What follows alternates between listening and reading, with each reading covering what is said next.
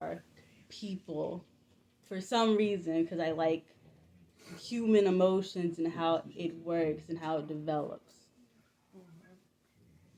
So kind of what you just hit on, you said you like human emotions. So what would you say your paintings, your drawings derive from?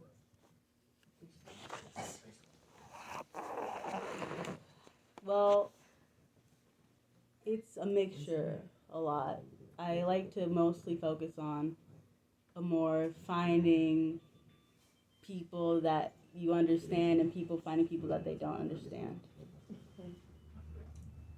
What you mean by that? You know. I mean,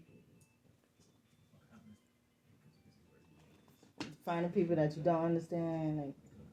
it's like you don't know the people, you don't know everyone, or you don't know a certain group of people. So I try to make people understand these certain group of people through my art. Okay. So you're trying to bring, so your art basically brings Shed light on unknown people, shed light on the people who don't necessarily know what you're painting about in a way, right? Yes. Okay. Everybody has a why they doing it, why they, etc. What's your why? My why is because I want to tell stories about a lot of things. I don't know why. It's so fun and exciting to just look at a story with characters that you can love and cry with. I got a two-handed question. How do you feel when you're painting? How do you feel when people look at your painting? I feel kind of nervous and like I have to play music most of the time to calm myself down because I'm either overly excited because I'm seeing how it's turning out and it's turning out great, or I'm really sad because it's not turning out how I thought it would turn out. So the music help balance. So what type of music do you listen to whenever you're doing art? I listen to a lot of indie bands because I don't really like I listen to Billie Eilish sometimes, but it's not my favorite thing to listen to.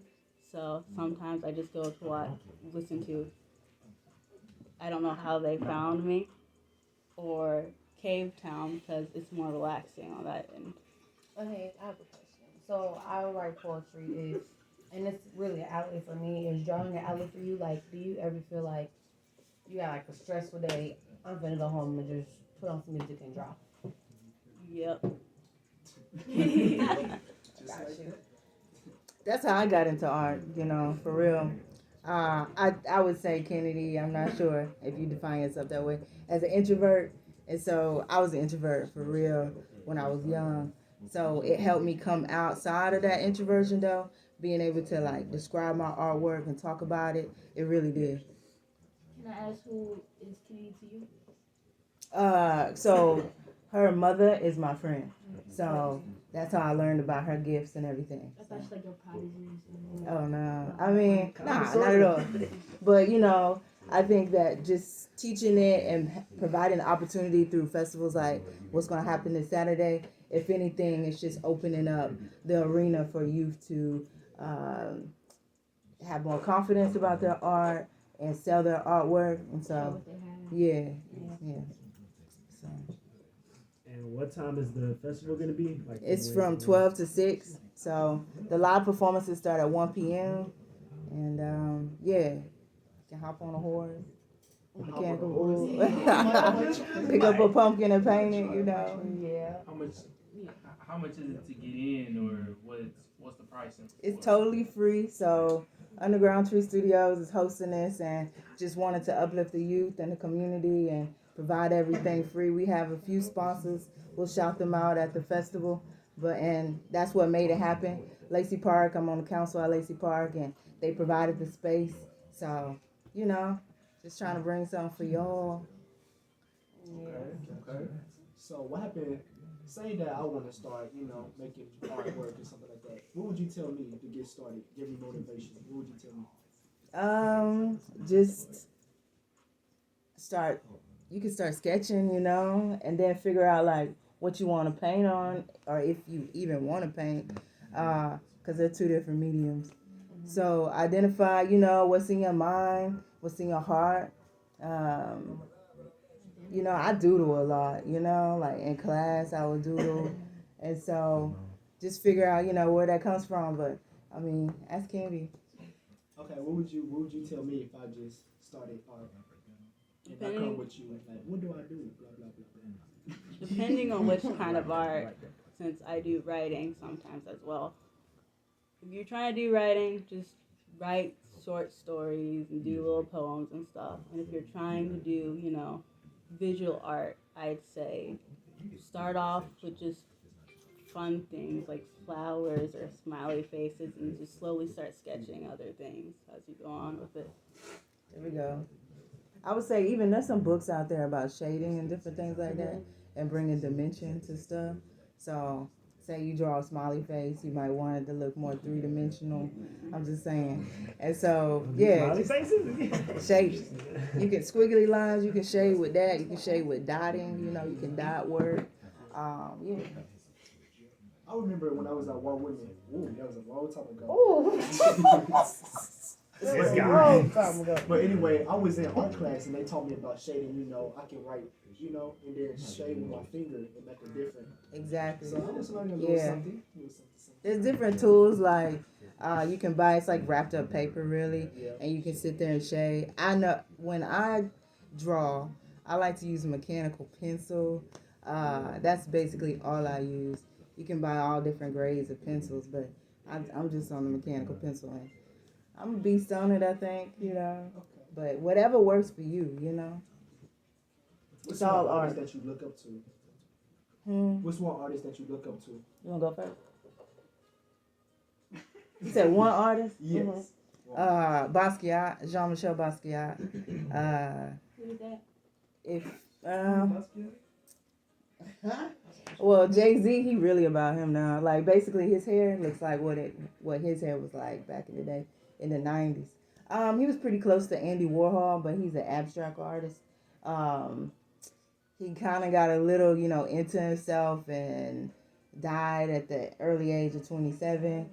But his work is going for millions of dollars. Like Jay-Z and Beyonce just posted up in front of one of his pieces, and I think it was worth like 15 million. I think, and it's not for sale. It's like price, So Basquiat, like in terms of his trajectory, being in gallery spaces and things and selling his art for thousands of dollars before he died, and his style, he didn't do more. He didn't do realistic stuff. He did, kind of interpretation, but he was also an activist in his work too.